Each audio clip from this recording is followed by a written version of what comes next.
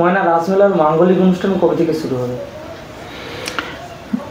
আসলে একটা কথা আমার মনে পড়ে যে সময় চিরদিন শুধু বয়ে যায়, থেমে সে তো থাকে না।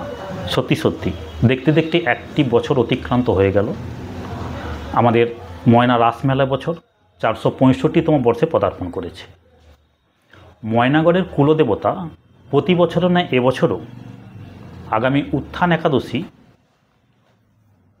শনিবারের ভোর রবিবার 2রা নভেম্বর আগমন করবেন ময়নাগড়ের মূল মন্দির থেকে নৌ মঞ্চে সুসজ্জিত আলোকসজ্জা সজ্জিত হয়ে জলবক্ষে হয়ে আমাদের ময়না রাস মন্দিরে অধিষ্ঠিত হবেন পরপর 8 দিন ভোরবেলা। কিন্তু দেখা যাচ্ছে এই ধর্মীয় অনুষ্ঠানের আদব কায়দা ভাব বৈশিষ্ট্য সম্পূর্ণ আলাদা। পূর্ণিমা রাসযাত্রা 8 দিনের মধ্যে পূর্ণিমা রাসযাত্রা কিন্তু 5ই নভেম্বর বুধবার পড়েছে।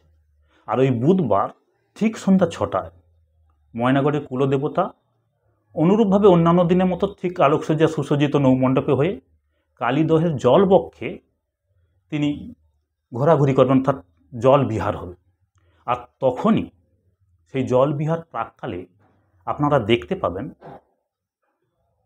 ইস্কন মন্দিরের ভক্তবৃন্দদের দ্বারা প্রজ্বলিত দীপদান জলবক্ষেই হবে। সেই সঙ্গে আরও একটি আকর্ষণীয়, দেবতার অগ্রভাগে আতশবাজির বর্ণাঢ্যতা দেখানো হবে। এমন এক মনোরম দৃশ্য যদি কেউ নিজে চোখে না দেখে কখনো বিশ্বাস করা যায় না। তাই আপনারা আসবেন, দেখবেন এমন এক সুন্দর মাধুর্যময় সৌন্দর্যপূর্ণ মানে মনকে আকৃষ্ট করার মতো চমকপ্রদ একটা অনুষ্ঠান, বিরল ব্যতিক্রম অনুষ্ঠান। কেবলমাত্র ময়নাগড়ের কুলদেবতার ধর্মীয় নিয়মকে রক্ষা করেই এই অনুষ্ঠান হয়, যা প্রত্যেককে মোহিত করবে। তারপরে বলি, ঠাকুর 8 দিন যেহেতু আসবেন ময়না রাস মন্দিরে, 8 দিনের শেষ রাসযাত্রা হবে 9ই নভেম্বর রবিবার ভোরবেলা ঠাকুর যখন আসবেন তখন আতশবাজি সহকারে শেষ ঠাকুর বারাম হবে এবং রবিবার বিকেল 3টার সময় ময়না রাস মন্দির ছেড়ে শ্রী শ্রী শ্যামসুন্দরজিউ জলবক্ষে ভেসে ভেসে ময়নাগড়ের অভ্যন্তরে প্রত্যাবর্তন হবে। এবছরের মতো শেষ প্রত্যাবর্তন।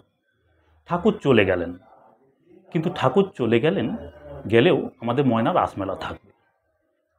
ময়না রাসমেলা থাকবে সকলের আকাঙ্ক্ষাকে পরিতৃপ্ত করার জন্য আগামী 19শে নভেম্বর পর্যন্ত, 19শে নভেম্বর বুধবার পর্যন্ত।